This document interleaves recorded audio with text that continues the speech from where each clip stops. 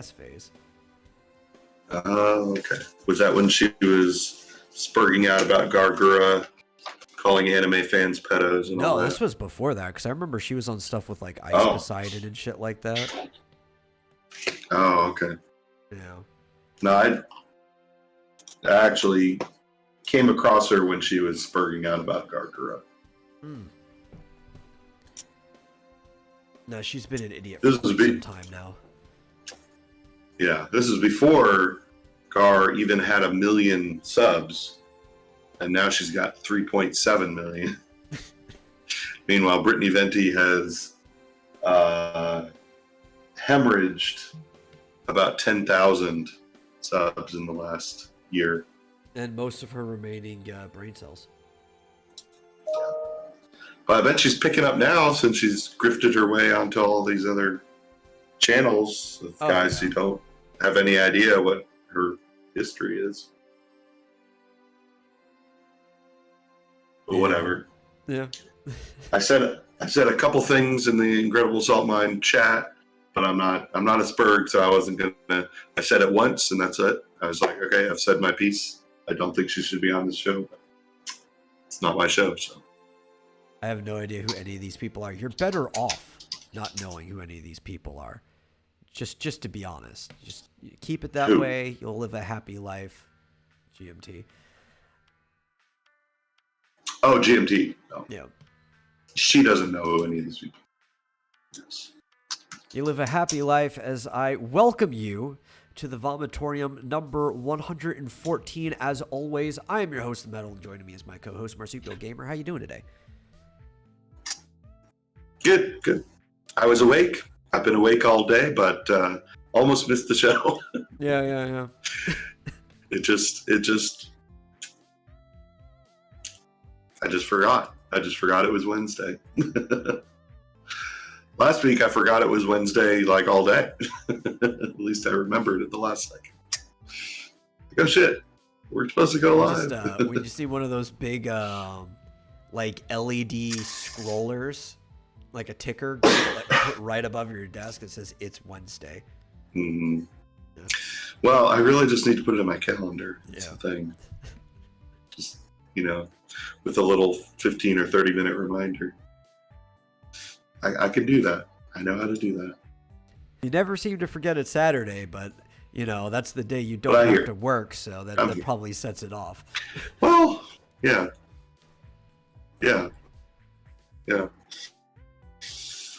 Wednesday is just another day of the week. It's whatever. I made it. I made it here. Fat hump. So, you want to hear? Well, I have a couple of interesting personal stories today. Yeah, if you want to start the ball with that. Yeah, what was it? Like an hour ago. Looking on my phone. Yeah, it's almost exactly an hour ago. I just got off the phone with 911. Okay. Because I was outside in my backyard and I heard 2 gunshots that were incredibly close, like possibly next door. I don't know where they came from because, there's that echo. It sounded like it came from across the street, but it could have come from the other opposite direction for all I know. And it just bounced off the house across the street. And I heard it. It sounded like it was right next to me, Yeah, and I know what the echo works. Having 2 in a row definitely distinguishes it from like a backfiring car. Yeah. No, I know what a gunshot sounds like, and in fact, I thought I heard a gunshot like a few days ago, like just one. But it was from farther away. It was quieter, and I kind of wrote it off like, I wasn't sure. Maybe it was just a car backfiring. Maybe it was leftover fireworks. I don't know. This one was like fucking in my ear. Like it couldn't have been more than 100 feet away in whatever direction. If it's quieter too, it's easier to write it off as a backfiring car because it's not going to have the echo. Yeah. Right. I was like, holy shit, like my heart, like I knew what it was. And I was like, what the hell do I do? What do I do? Like, but there's no indication. So I waited a minute. I was like, fuck it, I'm going to call 911 and just let them know somebody's shooting guns. I didn't hear any screams. I didn't hear any voices. So I called the police. I reported it. I was like, I don't know what else to tell you. Here's my location. I heard 2 gunshots right in a row. I have no idea what's happening. So they were like, okay. I don't think anything's going to happen. I haven't seen any cops, but scared the shit out of me. I was like, am I hit? Am I hit? It was so close. It was crazy. It's crazy. So that was exciting. See, what was the other thing? I don't get excited from hearing gunshots because I just hear them all the time. Not as much where we are now. We're in a nice neighborhood, but I was used to hearing them all the time in the last couple places I've lived. Living where I was in Arizona, something similar happened one time, I think, over the course of like 4 years. But I didn't call the police. It was farther away, and I couldn't really distinguish it or say where it came from. It was just farther away. This was like crazy close. So scared me a bit. I think there was something else. They were firing in the air. It was self-defense. Listen. Yeah. If it's self-defense, never fire into the air. This is the dumbest thing you can do. Yeah. Shoot Definitely. The person, center mass, get it done with. Yeah, that doesn't make any sense. Like self-defense against the air? It's a dumb. Why would you fire into the air? A warning shot. It's like, well, if there's a warning shot, then there probably doesn't need to be a shot. Because if you really need to defend yourself, you need to shoot the target. You don't warn them. Yeah. If anything, that's the easiest way to get self-defense thrown out in court is by firing a warning shot. It's like, well, you had time to warn them, then clearly you weren't defending yourself. Plus, I think in most states in the U.S., a warning shot could be considered assault. Yeah. I think. And definitely considered negligent behavior. Because you might hit somebody else and be responsible for wherever that bullet lands. Reckless endangerment, you could often get it. Yeah, it's like criminal reckless endangerment. Yeah, absolutely. You don't know what the air is up to. Oh, that darn ether. So the other happier news that I guess I don't know, I'm more embarrassed about the second thing. The air can be sinister. Embarrassing stuff. I want to hear it now. Well, I mean, I don't think you'll find it embarrassing. I don't know. I managed to order a PS5. Oh, I saw that. Yeah, I don't know what to do with it. I don't know if I actually want to own a PS5. Although it would be nice to have something that could play 4K Blu-rays. And I think it can play 4K Blu-rays, right? Yeah. That's the only thing, because I have this 4K TV, and it's nice, and like I have the 4K subscription to Netflix, so it's really nice. You're gonna watch Cobra Kai in 4K? If I ever get any Blu-rays, I have watched. Nice. I watched some of it in 4K, some of it on my computer. It's weird though. I tell you, 60 frames per second on TV shows is weird. Yeah. It makes it look like a soap opera. You know what? It makes I've been saying that for years. Look weird. I was watching way back in 2010 when TVs and like DVDs and stuff were first getting to 60 frames per second. We were watching Idiocracy on my friend's like 60-inch TV, and everything was just way too fucking sharp at all times. And like, this doesn't look good. Please drop it back down to like somewhere between 24 and 30 frames per second. Yeah, I don't understand. Like, the only thing I can think of to compare it to is that for some reason it reminds me of soap operas. Yeah. Like I used to watch like with my mom when I was a kid.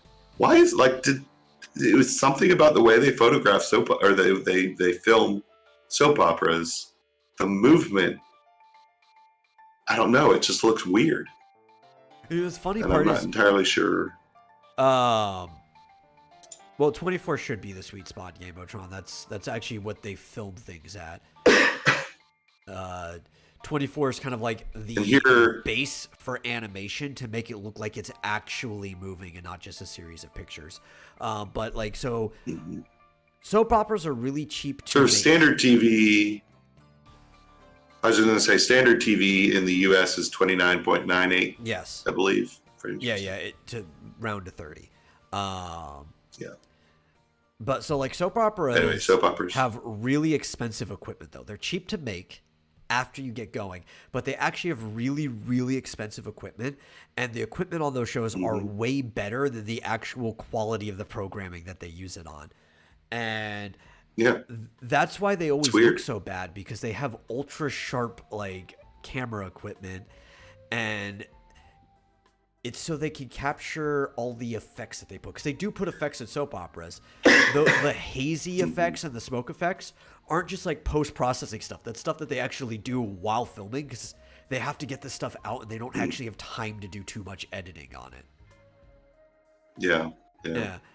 And it's like, I actually looked into how soap operas were made, and I was like surprised at all the work that goes into it, because it's basically like doing a theater performance, but for a TV show, because you're lucky if they do a second take. Almost everything in soap operas have to be done. That's why like soap opera actors are actually really talented. It seems all cheesy and stuff, but it's because they are acting in the way you would in theater. They do everything in like a single take. And there's like cue cards and everything. Yeah. Because there's no way they can memorize their lines every day. Oh yeah, they got to put out a new episode every day. Yeah, they give you like the script for the whole week during the weekend, and you can practice for each episode each day, but you can't memorize all of your week's script in a day. Like, it just doesn't happen. Yeah, so when I see modern 60 frames per second, movies and TV shows, I'm like, it looks so weird. Yeah. But it's way too crisp. And the soap opera was always what it reminded me of too. Like, ever since I first saw Idiocracy in 60 frames per second, I'm just like, this looks like a soap opera. Why? And I thought it was the TV, which technically it was, because even if you have a TV that is 60 hertz, they're still, due to how the old refresh rate was, it was basically interpolated 30 frames per second, just duplicated over itself. So once we finally got TVs that could play properly 60 frames per second, people started making DVDs and stuff that were 60 frames per second. And I'm like, I hate your TV. I hate your TV. Every single time we watched any movie on it, the only thing that was fine was anime, because you could have a 60 FPS anime, but before interpolation from AI existed, you can't add more frames. All it does is just duplicate the frame in quick succession like you used to do with 60 hertz TVs. So like watching anime with them was fine. Watching anything that was live action that they had a 60 frame per second like HD DVD or Blu-ray for just drove me insane every time we watched. Games were great though. I love playing games in 60 frames per second. Yeah. Yeah, so I follow this account on Twitter. Forget what it's called. There's several, but an account on Twitter that tweets whenever something's available, like on BestBuy.com or GameSpot or GameStop, or whatever it's called, or Amazon, and it came up this morning. I was like, oh shit, it's available on Best Buy. It took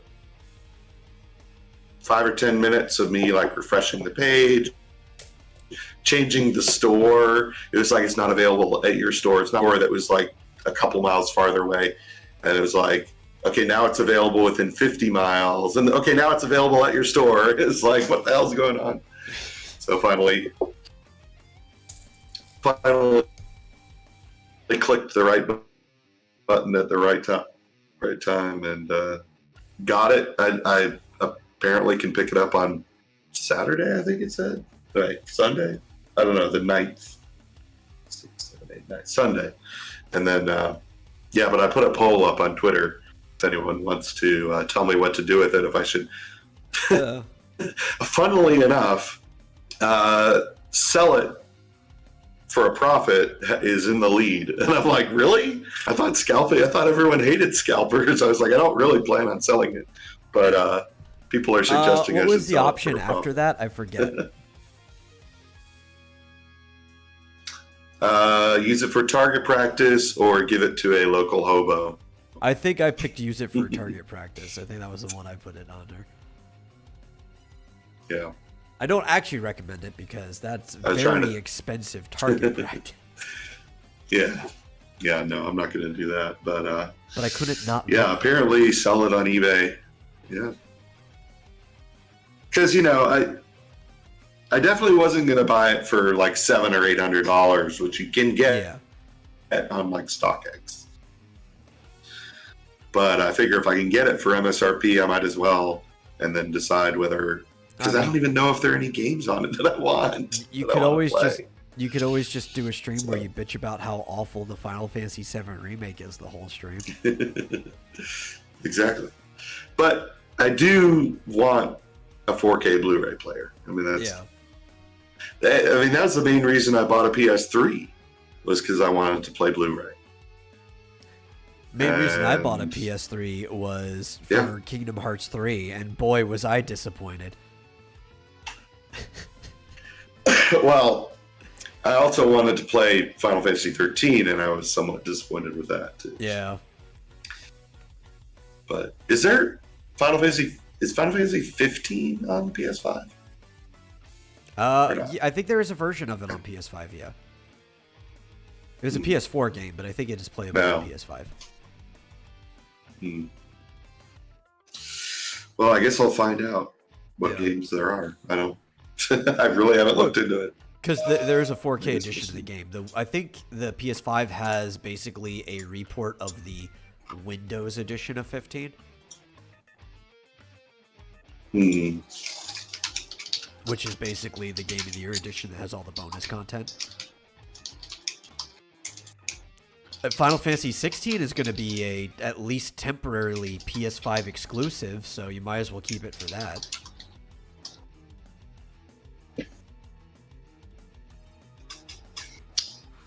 Sorry, say that again. 16 is going to be a temporary, at very least temporary PS5 exclusive, so. Okay, well there you go. Yeah. That'll make it all worth it. Maybe. We'll see what 16 looks like, I guess. Yeah. Right now, I think it looks awful, but I mean, visually it looks good. It definitely looks like it has the Final Fantasy tropes and aesthetic to it. It just doesn't look like a Final Fantasy game outside of that. It looks more like what about halfway between Dark Souls and The Witcher from what combat gameplay they showed. What about that Chaos game? Chaos. So that's going to be available on multiple devices, but it will definitely be on PS5. Oh, okay. I think you get on. It showed PC in the trailer, so like I don't care.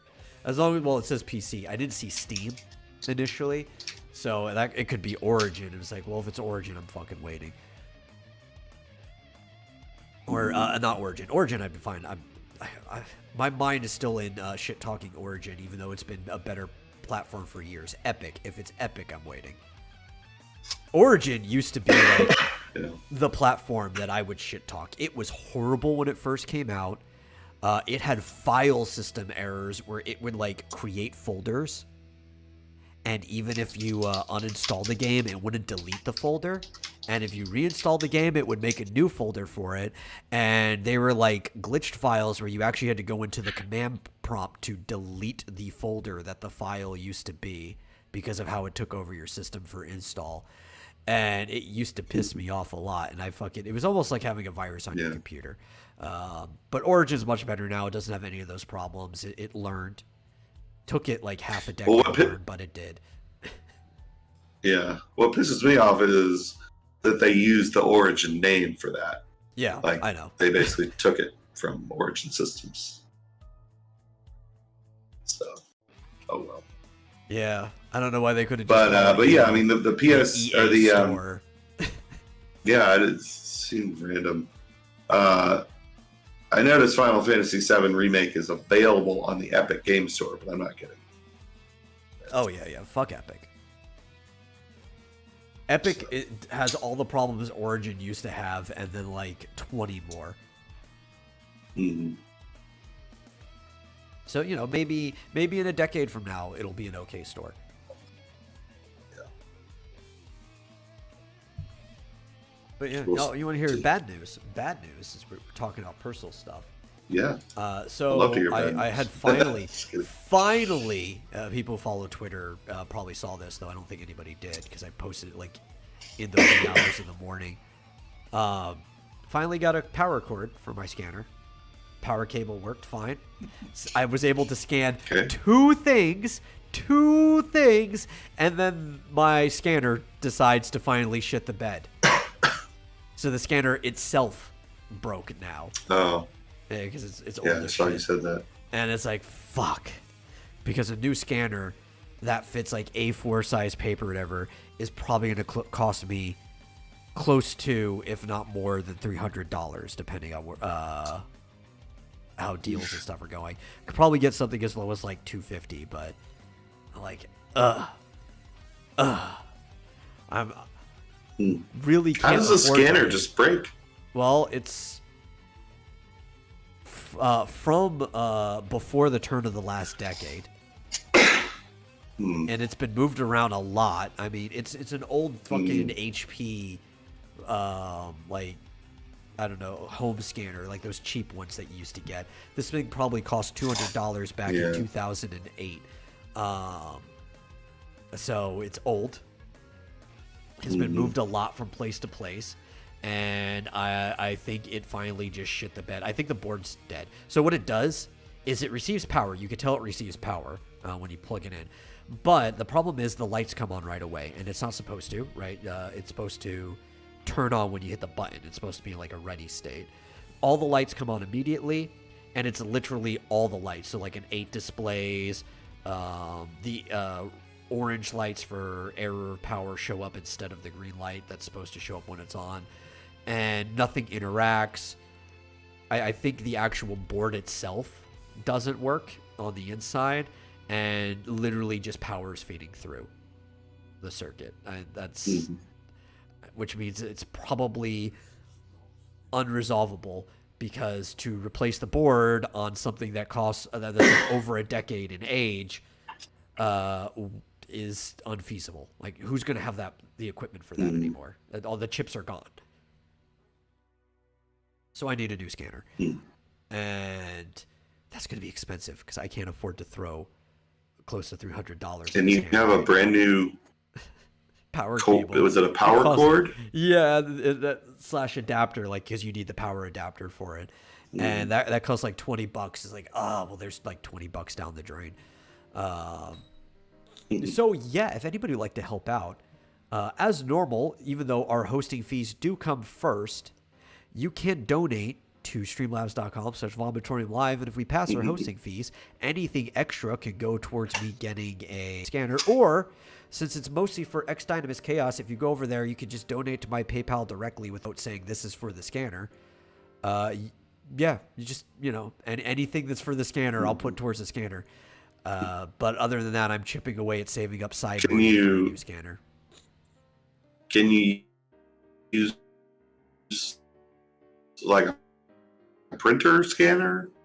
Well, that's what it was. It was a scanner printer. Does it have to be a as long as it's got a big enough, just scanner? Oh, it just has to have scan it at least 600 DPI, and it has to have a flat bed that fits A4 paper. That's it. Yeah. So I'm looking at my printer. I don't know if it fits A4. That's bigger than like standard longer paper, right? But not as wide. It's 8 1/4 by 11 3/4. So it's barely longer. Actually, most scanners tell you to fit it. If you open up the flatbed, there's usually little markers, and one of them will say A4. Okay. Yeah, that's not much bigger, so Yeah. I imagine most printers do that. I got a printer for work. I should really write it off on my You should. taxes. Oh, well, you know, I'm definitely writing Frankly, off I if only get use it for work to print out spreadsheets and things.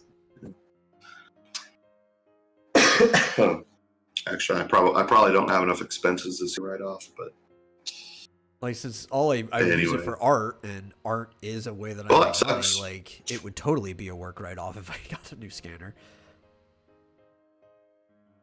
Oh yeah, yeah, definitely. Well, sorry to hear about that. Yeah. Well, thanks for the thought, GMT, but yeah, sending it across the pond would be pretty expensive. Yeah. I really don't think that I spent that much on my printer. I feel like it was like $80, but I don't know if it'd be high enough quality. Yeah, it just has to be able to scan it like it probably 600 600. DPI. Yeah.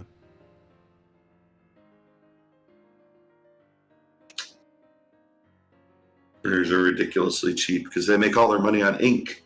Yeah. That's why it's usually easier to get a scanner printer combo, because they know you're going to be buying a lot of the ink. Yeah. And I was looking for just a photo scanner when I was looking at prices. They were like the lowest end for what I needed was like $250, and they easily, ooh man, if you want the high quality stuff, and with the bigger flatbeds and stuff, those things can get up to $1,000. Like, well, that's not what I'm looking for, but it's nice to know they exist. Yeah. Yeah. So right now the comic is on hiatus until I get a new scanner. But I'm trying to partner up with some like artists and stuff to see if I get some shorts and things to at least have content going up on the site in the meantime. Can you take a picture of it with your phone? Well, I can, but it's not going to be the same, because the way I do the comics are I ink it by hand, and then I basically remove the white from the background and color underneath the ink, so it has that traditional inking feel to it. Yeah. I don't think I even have a public library in the town I'm in. I'd have to go a town over. And if I was going a town over, I might as well, which I'm probably going to end up doing this, is I'm going to make a lot of pages in bulk.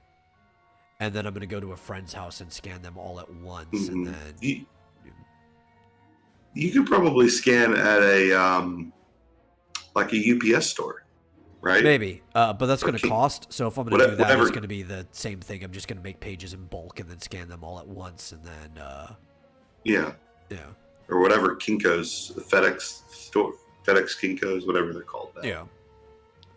But then it's like, if I do that, I might as well just do it for free by scanning it at a friend's house in bulk if I'm going to wait for bulk anyway. So it's going to be on a temporary hiatus. Yeah. Yeah. If you've got a friend who has a scanner, then that's your best option.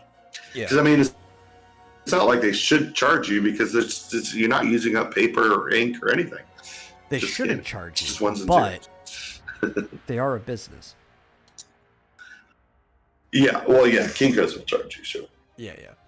For no particular reason. Because it's using electricity. Friends never charge. But yeah, there are expectations. You don't just come over to use somebody's scanner. You got to hang out with them for a while. I suppose. Yeah, you know. Shoot, I had a good news thing to. I've lost it. Yeah. Darn it. Should have written it down as soon as it popped in my head. Oh, well. Yeah, I might even do some fundraising things over on the site in the meantime, but I haven't figured out what I'm going to do yet, so. Oh, I remembered. What? Breaking news. That's not really breaking news. Have you noticed Luke Stone Studios is back in business? I don't know if you know who that is, but it's a comic book artist, I guess, who was in the hospital for many, many months last year with COVID. Like, yeah, I assumed he was going to die. I mean, he was in the hospital for like at least 3 months, maybe more. And I was like, oh, he's a goner. I'm surprised he lasted that long. But no, he's home. Luke Stone, he's back in business. He's hiring a colorist right now, presumably other type things. It's funny, I barely paid attention. I'd known of him. I think I was following him before all that, but now I'm like, oh, I want to promote this guy. He's came out the other end. Oh, well, this is interesting news as well. But that's good news. That is very good news that you survived. It's always good to hear anybody like that manages to recover in any form or fashion. Yeah. Yeah. But also, weirdly, in the middle of all that, my brother sent me a article that says that Sony is looking to get into electric cars. Uh-oh. Which is weird. Sony? Yeah. The electronic company is getting into electric cars. Mm-hmm. Yeah, I don't know if you wanted to address the question in the chat. We use Restream, so we're broadcasting on YouTube, Twitch, and DLive, and Periscope. Yep, actually, we're in Twitter. That's the only one that it doesn't pick up the chats from. I don't think Restream bot can do anything with Twitter at the moment, but everything else, it just picks up the chats from everywhere and gets them everywhere, so everybody can see all the chats. And we do have the occasional viewer, usually Mr. Squeakers, on DLive. Still. What he's up for it. So yes, you're welcome to watch from anywhere, and you can chat with anyone. Sony and electric cars. Yeah, why do you think they'd be getting into electric cars? That seems like a very weird venture for them. Well, I mean, they're an electronics company. Is a car an electronic device? I guess it's a bunch of electric devices, right? Like a bunch of electronics. There's a radio in it. We're gonna call it the Sony Drive Man. Yeah. What's funny is we had this recent thing. I didn't even know exactly where it was, but people were stuck on the highway for like 19 hours in the snow. There's a recent story, and I'm just wondering, what the hell did people... Well, I mean, for 19 hours, it doesn't matter. You could be in a gas car, and you're going to run out of gas. Oh, yeah. But, like, I used to have a Nissan Leaf, and I'll tell you, charging that thing up, it was only for commuting. It was going back and forth to work, because you just charge it overnight. Oh yeah, like you'd never be able to go cross country. You can't just go to a gas station and fill up an electric car. It takes even with a fast charger, it takes an hour to gas up. But I don't know. You haven't heard this story? No, I heard of it. I forget where it was, but I know exactly what you're talking about. Oh, you did? Yeah. Traffic jam from hell, Virginia. People were stuck for almost 24 hours in Virginia snow. Yeah, it doesn't. You could be in a freaking Tesla. You're going to run out of juice in 19 or 24 hours. Well, what you do is if you're stuck in dead traffic, and you know that, what you just intermittently, right? You turn the car on just long enough to heat up, turn it off. Once it gets too cold again, you turn it on just enough to heat up, you turn it off. You reserve your supply, whether you're in electric or gas. It'll probably last just about as long in that situation too. But the benefit of being in a gas car is you can have reserve fuel in your trunk. True. Yeah. You have a gas can that has like up to a couple yards or so of emergency fuel. It'd be pretty hard to have a spare battery in the trunk of your electric car. Oh yeah, especially how heavy those batteries weigh like 300 pounds. Yeah. It's like half the weight of the car is the battery. And I'll tell you, I don't know if this is Yeah, you'd be using more electricity if you had a spare battery in your car too, because of the torque, right? It'd just be like when you're burning weight, more fuel, so like the weight would actually weigh you down, and it'd probably even out to you just use the same amount of what your extra battery was towing it around. Yeah. I don't know if this is still the case or if it's the case, with modern electric cars. But when I had my Leaf many years ago, it was a lot less efficient in the cold. So I could normally drive about 90 miles on a charge, but in like very, very cold weather, it would only go like 60 miles. That is true about all electric cars right now. There's no way of insulating it to the point still that true? we know of. Yeah, it is still less efficient in the cold. This is why electric vehicles are very impractical because they're trying to make cabs that can tow trailers, like trucks and stuff that are electric. But you wouldn't be able to do that for like the ice road truckers and stuff, because it just would not function in Alaska at the same capacity. Because it's also true that even regular cars technically work less efficiently in the cold. But the technical part of that is, like I'm talking about, starting it up and stuff. It takes longer to start up a car in the cold because it takes longer to heat up. Once it's going, though, the fact that there's an actual fire burning in there, it runs just as efficiently. But, modern radiators are also better than they used to be, so that's not as much of a problem. Back when cars used to have like the crank up radiators, like way, way, way back before like any of us were alive, they were also way less efficient in the cold because of the way the radiator worked. Now it's a marginal difference, but they are technically less efficient in the cold than they are during most of the year. Just not the way that electric cars are. Yeah, and I'm not saying that most of the car Fitzjozo is the battery. I'm saying most of the weight of the car. It is. Because those batteries are... So one of the things... Those batteries are dense. Which would still have somewhat of a problem, but less is... These companies like Tesla, who own their own charge stations and stuff like that, would prefer if you didn't own your car. Right. I mean, almost anyone would prefer if you didn't own the car. They would prefer if they were just leasing it to you permanently. But they actually have kind of like a solid reason for it as to the limitations of electric cars right now. And what they would prefer, which is put you on like a membership program. So you could still own your car, but then you would also want to be on like a subscription membership with them. Because they want to make refill stations that are basically just shops that lift up the battery out of your car and put in a fully charged battery. So then you have this battery and take your old one. And that would solve the problem, because that takes like half a minute to rig it up, pull it out.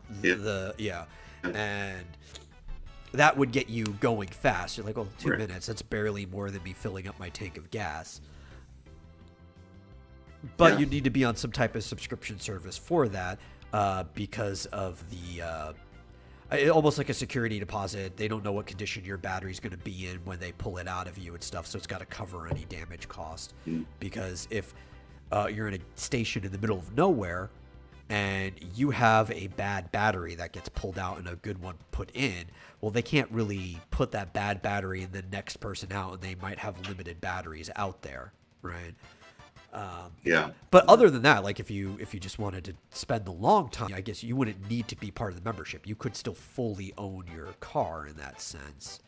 But actually right now, nobody fully owns a Tesla because of the way their copyrights work and the technology on the inside, that they could revoke a Tesla from you because you couldn't get it repaired without them. So why not? At that point, why not?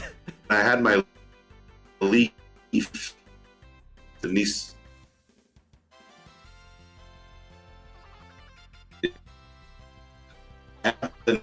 Oh man, I'm losing signal. I can't hear you. I don't think they had the option of buying it. They only did leases, and it was only 2-year leases. And I think it was because they were still.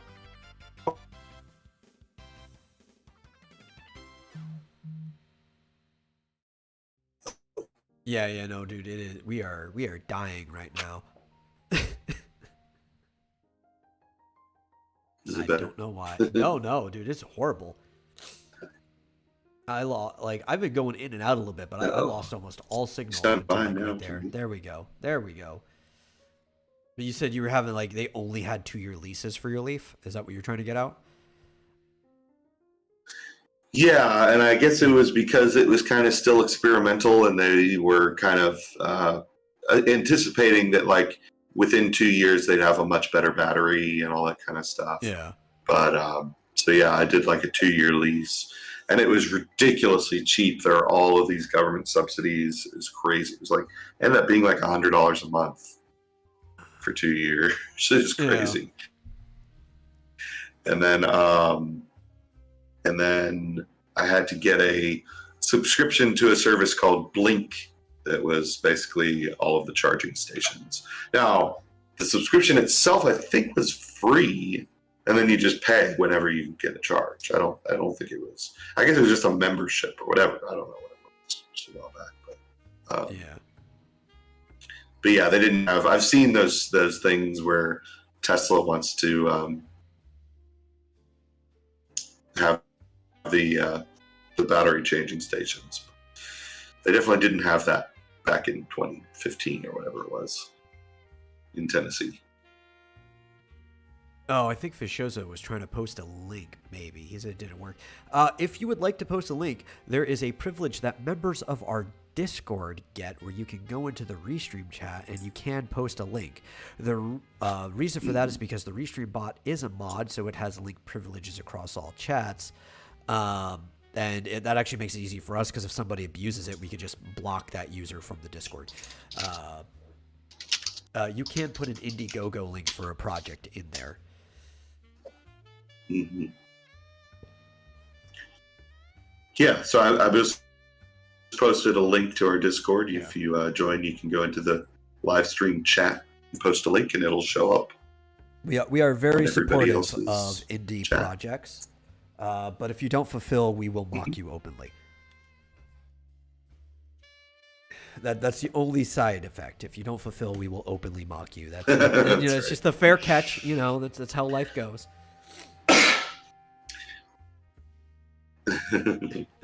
Speaking of which, by the way, this brings up another topic that I thought of. Yeah. There was recently a video put out by what is her name? Vicky, the famous AntiCG troll. Oh yeah. Vicky verse. That I think is a bit misleading. Surprise, surprise.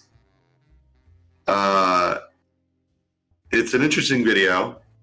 I don't doubt the accuracy of all the numbers, but it was basically like a roundup of the last, I guess, 4 years of Comicsgate projects, and it listed a bunch of. It was like how much money has gone into Indiegogo projects, how many projects, how many artists or creators, all that stuff. But then the second half of the video is about how many projects are late or have not been delivered. And it's incredibly misleading. Oh, yeah? Because it says number of projects not, or that were, I forget how it puts it, late or not fulfilled for 2018 to 2019 when things are just ramping up was like 5 that have not fulfilled at all from that time period. Number from 2020 that have not fulfilled, it was like 6 or 8 or something like that. Number from 2021 that have not fulfilled, I think it was like 75. And the implication is things have just suddenly gotten way, way worse, like in terms of not fulfilling projects. And I'm like, so I looked at it and I even asked Vicky, I'm like, wait, what do these numbers mean? Does this mean they weren't fulfilled in year or never? And she said, oh no, those are ones that were never fulfilled. So I'm like, okay, so the ones that haven't fulfilled for 2021, that just means they haven't fulfilled yet. Like they could have been a project that was due in December, and and reasonably they're a month late. Reasonably, we allow up to like 6 months, right? We think if it's still within 6 months after the goal, it's still kind of on time because these are indie projects, things happen. We don't really start counting them late until they've passed the semester. Yeah, but to suggest that 75 projects being unfulfilled so far when it's only January of 2022 is incredibly misleading. Because a year from now, that may be back down to 5 or 2 or 3, you know, who knows? But to say it's 75, it's like, oh, okay, so they haven't fulfilled yet. They will. Almost all of them will. Yeah. So it's just funny that people were calling that a dunk and saying, oh, why? Is it the paper shortage? What's the reason why it's just exploded with unfulfilled projects? There's a very simple explanation. Because it's January. Yeah. Now, if it was just talking about late projects, you could understand a paper shortage would at least cause them to be late, but I still don't think they're going to be that late. Yeah. So I pointed that out. I don't know if she hadn't responded. I don't expect her to. I don't know if she knew she was being misleading or not, but I'm just like, okay, that's completely unsurprising. Yeah. So next January, it'll probably be 100 unfulfilled so far, you know, from 2022. But yeah, that's 100% expected. Personally, I don't know why anyone plans their thing to be done by December anyway. Like, why would you want to fulfill during the holiday season? You got to pick a different time frame. Yeah. You don't want to start. I mean, you could start a campaign in the holiday season, but it's rough. I wouldn't suggest it. Yeah. And I wouldn't want to end it in the holiday season either. Pick like spring, because then you have until like fall to fulfill, and you're probably good. Mm-hmm. It's a good area to do. And for all I know, I'd have to go back and look at the video closer to make sure. But for all I know, she could be including projects that the campaign ended like in November, October, November. Yeah, but that the expected ship date isn't actually until later this year anyway. Yeah, who knows? And she's counting that as an unfulfilled project. For all I know, I'm betting that's the case because 75 sounds like a lot. So I'm willing to bet that a lot of those projects are not even scheduled to be fulfilled until later this year. So Dario says, go get your cookie candle. Oh, I'll get my cookie candle. Cookie candle? Yeah, cookie candle.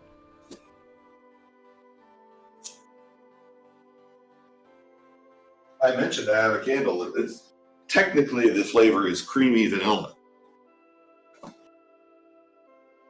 Oh. But yes, it smells like cookies. Why do you have that? I don't know. So my house smells nice. So I can make my house smell like cookies occasionally. I just make cookies. I don't know when I mentioned that to Dario, but yeah, I'm trying to limit the cookie baking around here. Trying to get rid of this chin right. Yeah, no, this place just always smells like cake. No cookies. Because one of my brothers, he just makes cakes all the time. Oh, wow. Yeah. That would be nice. It's the strangest type of cookie, Ian. Let me think about that. I don't usually eat strange cookies. What would make a cookie strange? Oh, you know what? I would call the strangest cookie, or I don't know, grossest cookie I've ever eaten. I think I mentioned this. The thumbprint cookies. Oh yeah. Where you make it into a ball, you stick your thumb in, and then you put jelly in it.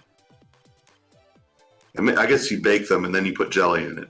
Well, my family, maybe this is common, has this remarkable penchant or whatever for doing thumbprint cookies with mint jelly in it. And it's so gross. That is gross. Like, why would you ruin it with mint jelly? So, That's the weirdest cookie. I once had a cookie that instead of like chocolate chips or whatever, gummy bears were put into it as it was cooling. So while it was still soft enough that you could shove something in it, gummy bears were put into the cooling cookies. That was kind of weird. Sounds I like gummy bears. They're tasting good. They're just weird. Yeah. Lavender candles. Dude, okay. This is my take. Lavender's the best scent, and all other scents could go fuck themselves. I know most people like vanilla. They say it is universally the most liked scent amongst people. They've done a lot of research on this, especially companies that make candles and stuff. But, you know, lavender all day, every day. That's all I need.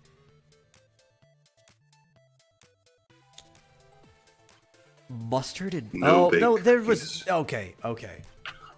GMT did not see somebody making a cookie with mustard and mayo today. Okay, we had this conversation already. Somebody was using icing to paint a tiger on a cookie. And icing is all just sugar flavored. They come in different colors. But GMT was imagining that all the different colored icings were like mustard flavor or mayo flavor, and just like the type of person that would eat this cookie, which I believe the cookie she's imagining somebody would eat, because as I said, I once saw somebody dip a hot fudge brownie in ranch dressing. So if somebody's willing to do that, somebody exists that would eat the cookie she's imagining. But that is not the cookie that was in the video that she like quote tweeted or whatever. You know, it's funny, we've talked about iCarly before. Did you ever see the episode where Spencer brushes his teeth with mustard? Did you ever see that? Yeah. Oh God, that sounds horrible. He's like, Spencer was the whole reason to watch the show. I know, he was awesome. I can't imagine brushing the mustard into your teeth.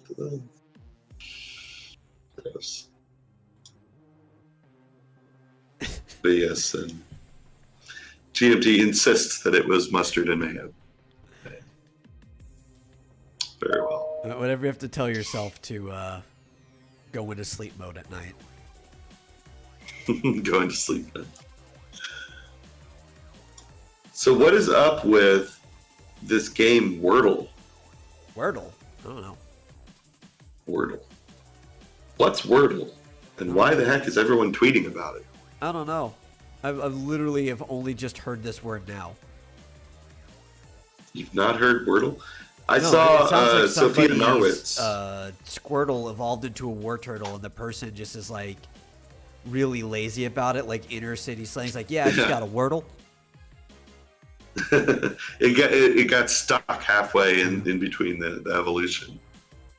It's a cross between a Squirtle and a war turtle. Yeah, or a Squirtle and a war turtle. Yeah, and it's going to be Blastus next. Can a Squirtle and a war turtle breed together and form a if Wordle? they did, the egg would just be another Squirtle. And no, they can't. You actually have to be a fully evolved Pokemon to breed.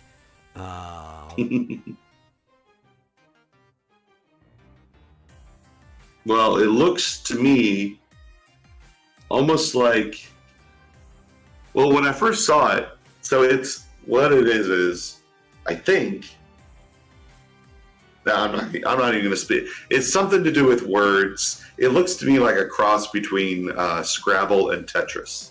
Oh, okay. Where you got to fill in letters. Is this the Battle Royale Scrabble that everybody was talking about? Because I didn't see the name of it. It might be the same thing. I kept seeing somebody saying the words Battle Royale Scrabble, and it's fun. And that's all I've heard about it. That's it. Yeah. No, you know what it is? It is Mastermind. Did you ever play Mastermind? No. It's electronic Mastermind. So you get 5 letters. It says, okay, there's a word that's 5 letters.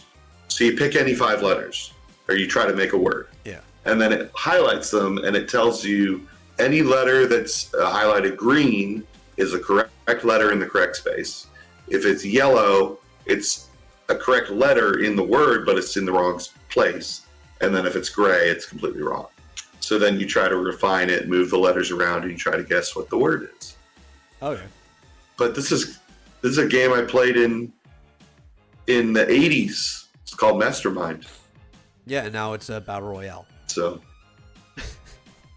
yeah, I guess you can play against people. Yeah, it seems like there's a mass elimination mode. I guess so. Yeah. But I'm telling you, it's a flash in the pan. It'll be popular for a week, and then everyone will forget about it. You know, we also. But I saw in the pan. And Squirtle. I really hope it is. It's fucking NFTs. Did you hear the not so surprising news about NFTs? But God, I wish it was never announced. Square Enix CEO's New Year's letter discusses NFTs, metaverse, blockchain, and more. And I'm like, you better not put NFTs in my fucking Final Fantasy, you piece of shit. I don't even understand why or how they're putting it in games. I don't know. Okay. There is one area where I think it could work. All right, put the blockchain in as a chain of receipt. Mm-hmm. The gotchas. So Square's got a lot of gotcha games, right? And all drops are kind of unique in a way. If they attached NFT serials to your drops and then opened up a user market space where they just took a cut of all exchanges, that would be a pretty big. They could even take a small cut, like 1.25%, and it would be killer for them. That would be a big marketplace that they would make a huge amount of money on it, because people are crazy with fucking gotcha games. It'd guarantee unique items, even if there is more than one of the same item. Each one is still unique and could prevent duplication bugs, I guess. So I don't know. Yeah. So think about this. That seems harmless. Who are people who already have a lot of money, and they get these things faster than people who grind them.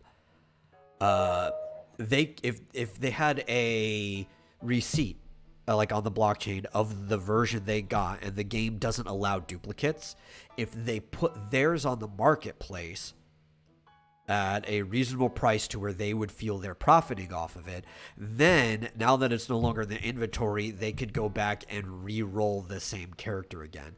So it would actually just make it even better for the whales. But also, I guess, normal users who are usually like, I have horrible RNG, I don't want to spend that much money on this game, would be more inclined to stick around because they could just buy it directly from somebody. Yeah. I don't think it's a good idea from a user's perspective, but from a company's perspective, that sounds like a brilliant idea because they get a cut of all exchanges. Well, and the quote was really damning. And I don't know if it was a translation issue, but he basically said something along the lines of, we don't care if it's fun. That's not our primary goal, or something like that. Yeah. We only care if it's profitable, or something like that. It was like, ooh, yeah, don't say that. Even if it's true, don't say that publicly. It's kind of like, was it Epic who said something about not caring if they're not wanting to make games that are fun or something like that? Yeah. So here's an exact quote from the CEO. He says, "We do observe examples here and there of overheated trading in NFT-based digital goods with somewhat speculative overtones, regardless of the observed value of the content provided. This obviously is not an ideal situation, but I expect to see an eventual right-sizing in digital good deals as they become more commonplace among the general public, with the value of each available content corrected to their true estimated worth, and I look for them to become as familiar as dealing in normal physical goods." So he's looking more long term of like even as I've been saying, there actually is a good use for NFT right now. 90 to 99% of what's going on with them are a scam. People are being ripped off. Some of them are literally just speculative pyramid schemes. But he's looking like at the technology long term. What can we do with it? And he's hoping it'll be more like a self-regulating economy in the way that, like, say, market boards are in MMOs, right? For the most part, MMO market boards actually aren't that bad. They seem ridiculous when you first get into it, because like $1 million in-game currency for that thing, and then once you start getting through the game, it's like, oh no, that's actually a reasonable price for the amount of effort that went into getting that item, and the fact that you literally could get $1 million of that in-game currency no problem if you spent a week doing it. The market boards actually regulate pretty well, because somebody will undercut you if you're selling it too high, like an actual flea market or auction area. So I think that's what they're looking at. They have a lot of experience with market boards, and he just doesn't want this over-the-top speculative pricing that causes people to spend upwards of $100,000 on a picture you could just copy and paste. Yeah, I was listening to a podcast with Doug Tenable, I think yesterday, and he was, dude. Yeah. If you thought that dude was rich before, holy shit! NFTs have launched him into the stratosphere. He's making $100,000 a week. It's insane. So I think this is also good for something that's been concerning me. There's a game that you've probably heard me bitch about quite a bit, because I love the game and it doesn't exist anymore, and that is Mobius Final Fantasy. It was probably my favorite mobile game I've ever played, and it's gone. They killed it last year in September. And while it's unfeasible with the way that blockchains work now, if you were to do a distributive server network, like in the way that, say, like Tor works for browsing the internet with bridges, which you could use a blockchain if it gets advanced enough as a bridge network, then you could host the server files across everybody's devices, and you would never have to worry about the server going down. They started talking about the blockchain stuff like 2 years ago. This is the first time we talked about it. They said they were going to invest in cloud technology, AI, and blockchain chain technology, because there is an idea that they want self-sustaining game growth. If they can get to that point where you never have to worry about a server shutting down again as long as there's a user base, then I don't give a shit what they do with NFTs. That is out. You know what? Make whatever money you want. I'm just glad I can play my fucking game for as long as I want. That's all I care about. Yeah. And he's even looking at like a play to earn concept, right? So kind of like how, there's the basic attention token, where by browsing the internet on Brave and stuff, you can earn it, and by having ads and stuff. He's looking at a play to earn where you can get a currency that has basically real world value from you playing the game, generated from you being active on this chain, which is honestly no different than when a game gives you the non-premium currency that you could use for rolls and stuff from playing it. Except this will have more weight to it because it'll be generated by play. So it'll be almost the same as mining it.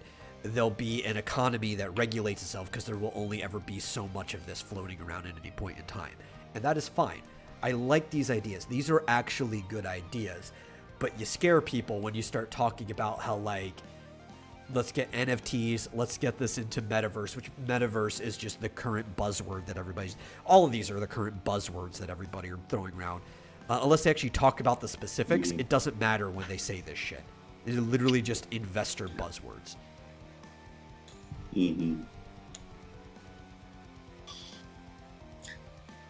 Yeah, I don't. That's what I don't.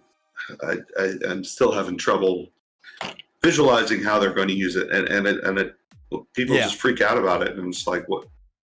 Why? You don't even know. I don't think anybody knows exactly what they're talking about doing. Also, I think most people don't understand the non-buzzword version of these terms anyway.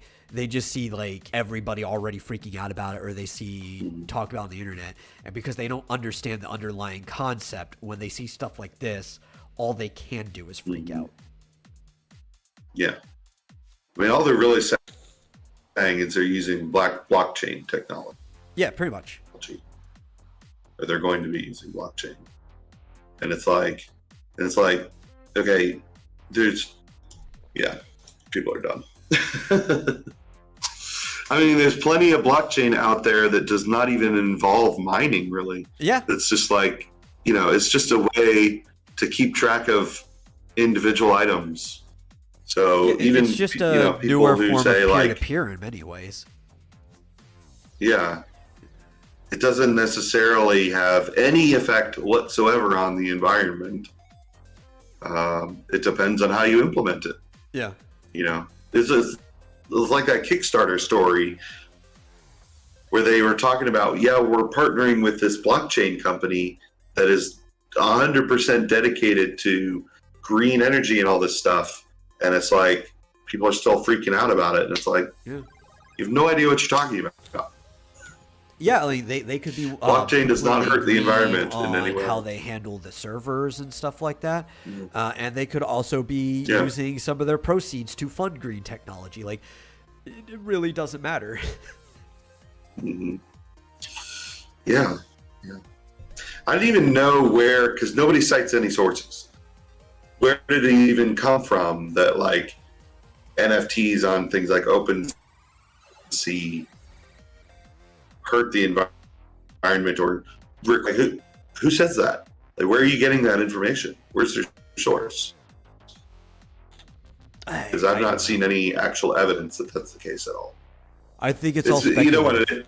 Like people find a line of reasoning and they explore it. Yeah, well, they look at Bitcoin. I'll grant you, Bitcoin is a ridiculous energy sponge throughout the globe. But that's because Bitcoin was designed like 20 fucking years ago. Like, when that wasn't the concern. So, not everything is Bitcoin.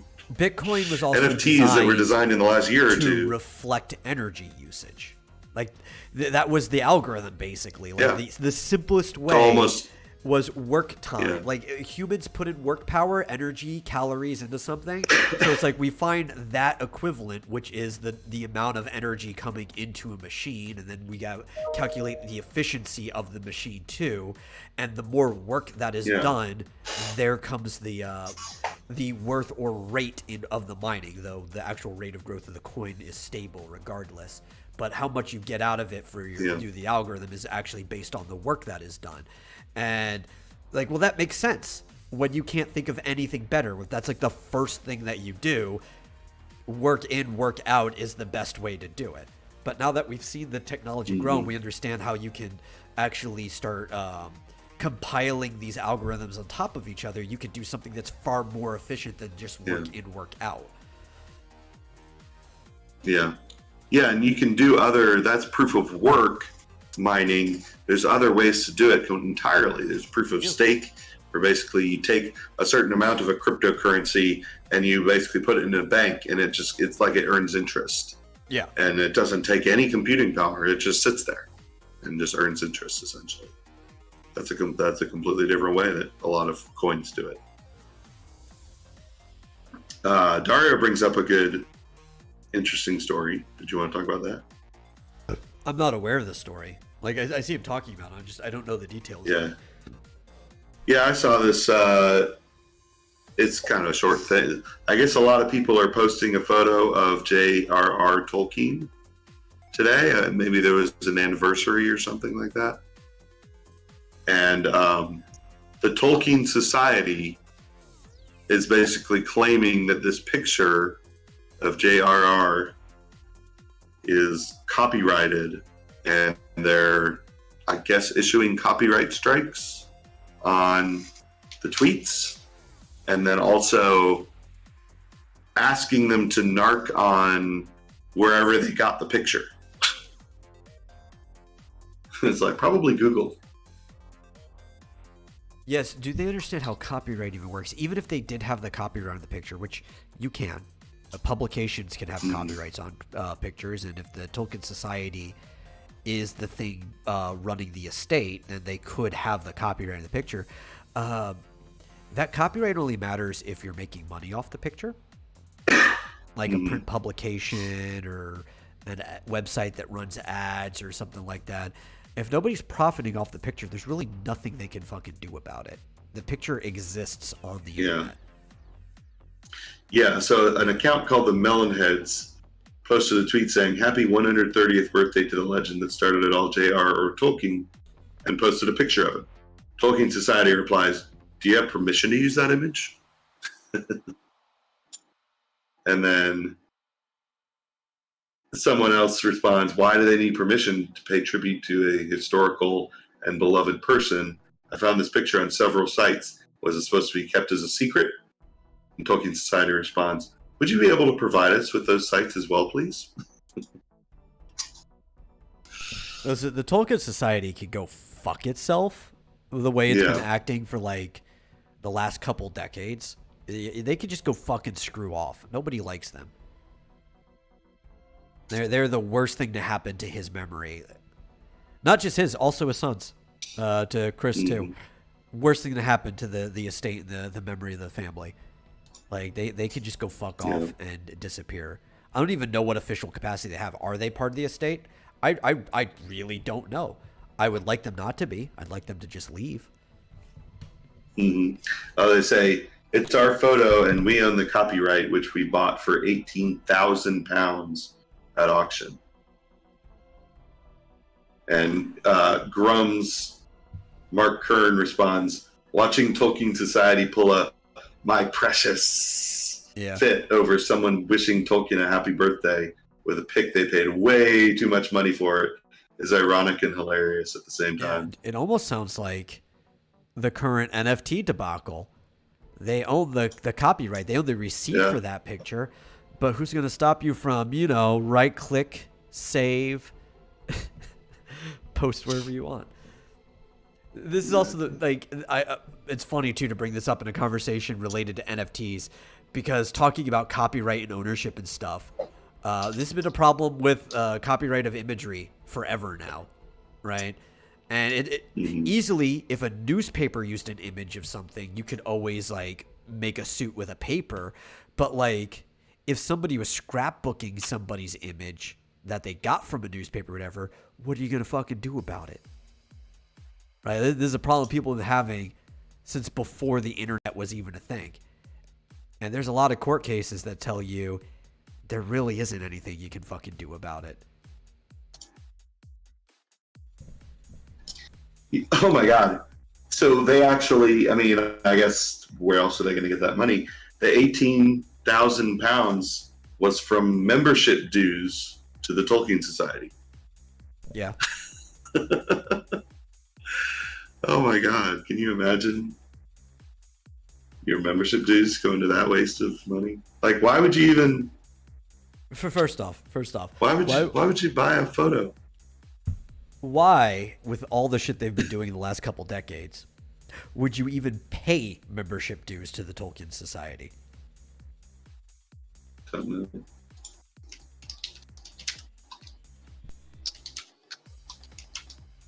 I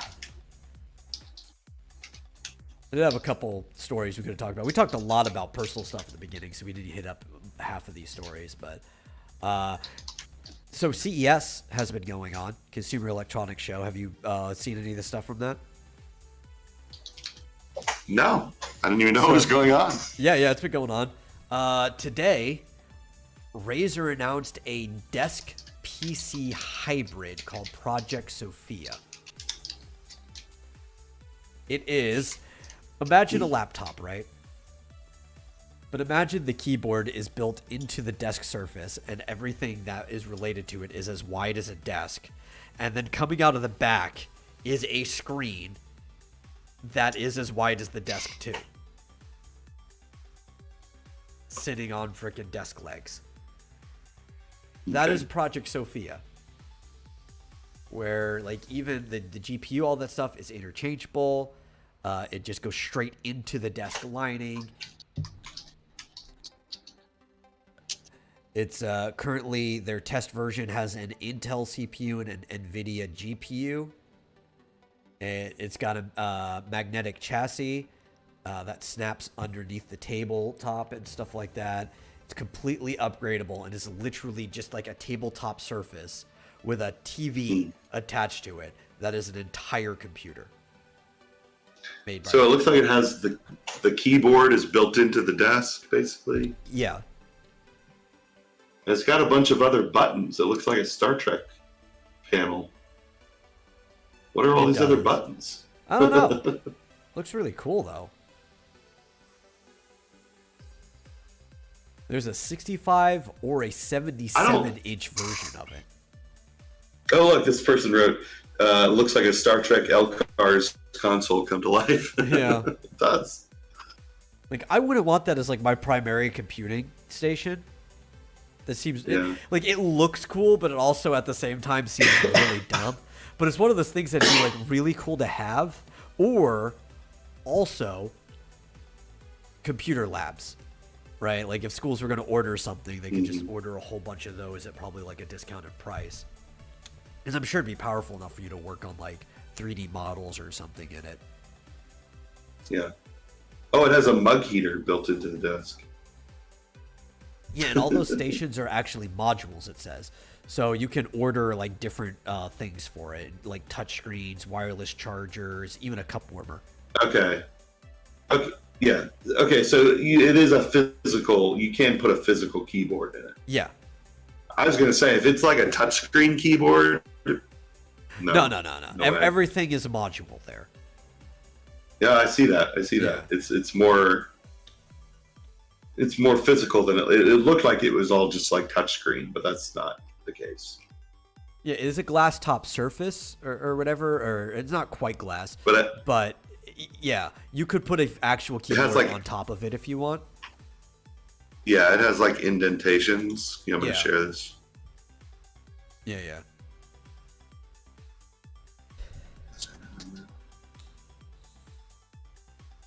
Oh, I'm clicking the wrong thing.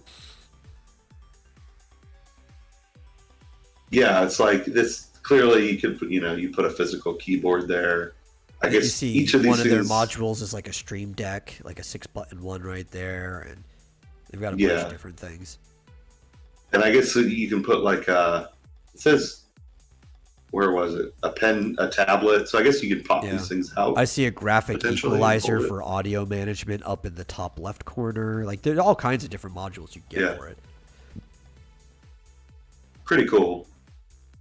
Like it would be cool to have. Like I'm not saying it's not cool. I'm just thinking like colleges and maybe even some like high schools that get more funding, maybe like a magnet school or something.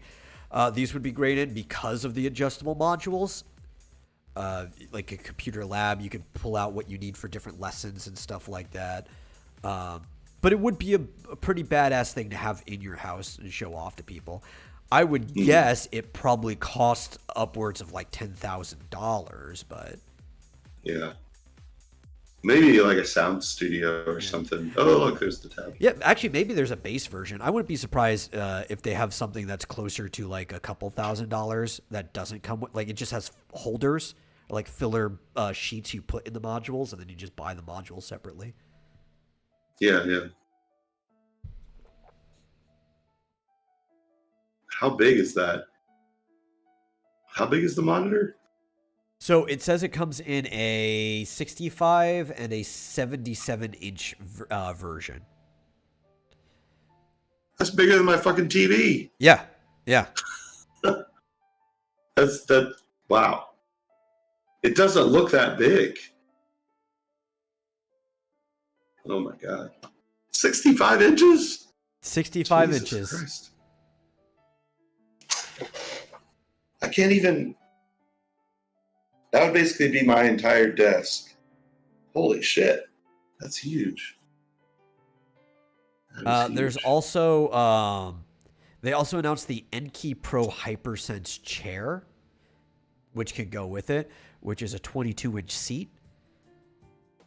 And the NKey Pro is going to cost $1,000, just the normal one. So you can expect the HyperSense is going to cost a lot more. If the HyperSense chair is going to cost over $1,000, you can only guess how much this is going to cost when it goes live. What is this thing in the middle? I am not sure. So, I'm guessing this thing on the left is like a charger. Yeah, that looks like a wireless charger.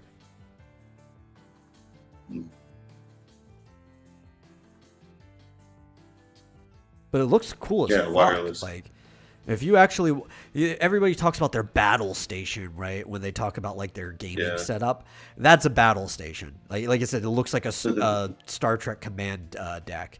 That is a battle station that you can customize. It needs a hook for headphones. Yeah. a place to put your controller. I'm sure it has stuff like that though, because it said there's a magnetic underbelly to the table, and I'm sure there's ports for shit. Yeah. We're just only seeing certain angles of it.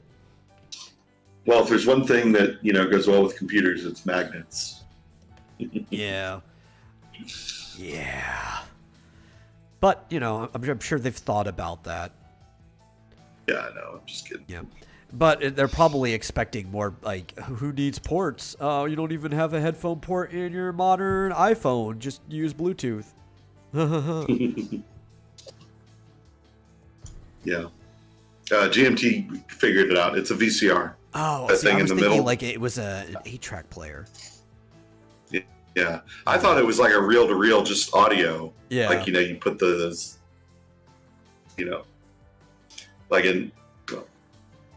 I don't know how to describe it. But like the modules, when I look at it, it's like, oh man, that is an editor's wet dream. I think that's right. Can you imagine like running I would run a stream from that, just running the stream and have all the different panels. I could see like the audio levels right there and stuff like that. That'd be pretty fucking dope. Mm-hmm. Man, GMT is really pushing this BMW color changing car. Now she said it several times. I want to see this thing. Wow. That's awesome. But anyway, so they have not announced the price? No, they have not. The only reason they announced the price of the chair that kind of goes with it is because it's just a newer model of something that already exists. They already have an NKey and an NKey Pro chair. So the NKey Pro HyperSense is just an even better model of it. Yeah. I'm sure it is going to cost an arm and a leg. So unless you're really good at winning prizes, don't expect one unless you want to put a mortgage on your house. So you got already paid it off. Guess it's time for a second mortgage. Oh, does it? Did the one you look at have prices, or? Oh, you're saying I'm good at winning prizes. Oh no. Sometimes, yeah. You're good at winning prizes. I am. It is not explaining this thing. It really does look like a VHS VCR in the middle. Yo, I'm on the Razer website. Yeah, it's clearly I'm on the Razer website. And production Betamax. Clearly, yeah. Obviously. It's funny. Yeah, I wonder if they don't know what to. I can't play. If I actually did have a VCR deck in there, that would be great. I'll be honest. I need a Laserdisc player. Yeah. 8-track sounds good too. So to finish this off, what sounds more fun? You want to talk about emulators, or do you want to talk about numbers, like sales numbers? Which sounds more fun to you? We only got a few minutes left. Emulators, I guess. Okay. What's going on with emulators? Microsoft is clamping down on the Xbox dev mode access because people who aren't even developers have been requesting access and getting it and using it to emulate Microsoft games. Because it is literally just the thing that you use to port games so it can play them natively in your computer and stuff like that. No. Yeah. Really? as if like nobody saw this coming. This is, you're always supposed to keep so like an dev mode Xbox limited. like Xbox dev mode? Yeah, the Xbox for the newest Xbox is the dev compiler and stuff like that for porting your games onto their new console to make sure it works. Mm-hmm. And it's been looser now because of indie developers. And they're like, well, yeah, we want you to be able to put it. But now they're actually having to go through like a higher checklist to make sure that you need to get this thing. Because all kinds of people have been claiming to be indie developers getting access to it. And then they're just emulating Microsoft games. Because who didn't see that coming? Yeah. Seems obvious. So are the games then like totally DRM free, can distribute? Well, it gets even worse than that, right? So because it's dev mode access, it's dev mode on the Xbox One, right? So you can plug it directly into your computer to port things on, or you could actually just run the dev mode in the Xbox One itself as intended, in which some people have even been using it as an emulation machine for upscaled PlayStation games and beyond, because once you have access to dev mode, you can basically run anything on it. They're able to run the PlayStation operating system?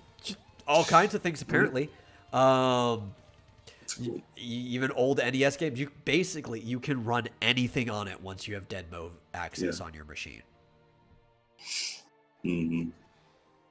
I found it interesting that like things seem to be going in this direction where it's like they were emulating Switch like almost instantaneously, whereas with 3DS it took years and years before they got 3DS emulation even reasonable, like reasonably useful. Is it just because they're trying to make the operating systems easier to I think it's because they're trying to make the operating systems more like computers, like the more and more like a home computer. And the more it becomes like a home computer, the easier it is to work with. Yeah. Well, this is where I think the only selling point going forward for consoles is going to have to be the hardware. Yeah. That's where I think Switch has a distinct advantage because it's such unique hardware. Well, I think the selling point is for some people, as far as I know, for people who don't do PC gaming. Because I talk to a lot of people who are just against PC gaming as it is. And it's set up, right? Like, sure, you still have to, like, patch a game day one and blah, blah, blah. You have to wait for it to install. But the system still does all that shit for you. And it's very likely not to have an error. I have people, because you have to maintain your own drivers, you have to make sure your PC's running, that they have trouble even setting up Steam games sometimes, right? And then they don't even know how to even go about like trouble, like solution solving and stuff like that, troubleshooting. They don't know how to do that, even going onto Google, and they just give up, right? So the actual thing is it's exclusives. And the fact that it's easier to run a game on a console than it is on a computer. That's what sells it for people. So, which is why Microsoft understands this. They don't need to keep their exclusives to just their console. They can put it on PC as well, because they understand they're distinctively two different audiences, and they're not losing money by putting games on PC towards Xbox sales. They're only gaining it because the people who would buy it on PC are people who would never buy an Xbox in the first place. Yeah. It's also why they're merging the servers together, because they're like, well, if they're distinct audiences, we don't need to like keep them apart to increase sales on the Xbox so you can play with your friends, because you're not going to buy it anyway. You're just keeping people apart. So if you could actually encourage more sales total if Xbox and PC people can play together, because then it's like, well, I didn't want to play that game without my friends, but I'm not going to buy an Xbox. It's like, well, no, now we can make more money off of copies of this game selling, because you could stay on your PC and still play with your friends who are on Xbox and vice versa. Like that's the big brain move that, like, I've been saying this for years. Like, they're distinct audiences. You are not selling between these people. There's some people that buy consoles and PC.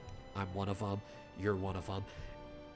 We're a very small overlap of the audience. There are people who are strictly like, I just don't give a shit about consoles. Maybe Switch is the one exclusion, but I just don't give a shit. If the game eventually comes to PC, I'll buy it. And then there's people's like, PC's too much work. I don't care. I'm not doing it. And now Microsoft has finally come to the same conclusion that many of us found out years ago, and they're capitalizing on it. And I think PlayStation's coming to this conclusion too, which is why they're striking deals with Epic, because they realize, oh, if we do sell to the PC market, we can make more money off of people that just won't buy a PlayStation anyway. Yeah. Well, that's interesting. Yeah. I should apply for a dev license or whatever for Microsoft. Well, right now it's just a nominal fee, but you actually have on your record that you are a game dev, so they're probably far more likely to either pass you with. You know what's interesting? Coming down. I recently got an email because I had a dev license. I think at some point. I recently got an email that said that my license, it was being revoked. Yeah. And I didn't know if it was spam or if I just needed to pay some fee or something. But I wonder if that's related. If it was just like, oh, you haven't been, because I haven't been using it, obviously. Yeah. I haven't developed anything for Xbox. But I have to look into that. I bet you it's related. It could be, yeah. To this. Because I definitely haven't used it. They're probably just revoking all people's Xbox-related licenses that aren't currently doing stuff with them, aren't renewing, just to be safe. Yeah. Yeah. That's weird. Yeah, I got an email like 3 days ago. Interesting. Yeah, but that's it for the show. Thank you all for showing up. If you like the show, please share it with somebody else who likes it. The more views we get on it, whether it is you watching live, the VOD later, or even just listening to the podcast, the better off we do. It helps more than you think. And if you really enjoy the show, please consider donating to streamlabs.com/vomitorium live. It really helps out. It pays for our monthly hosting fees. And if we pass that, it can also help me get a new scanner sooner than not, so I can continue going back to producing things. In the meantime, we'll see you guys in the next episode. Bye-bye.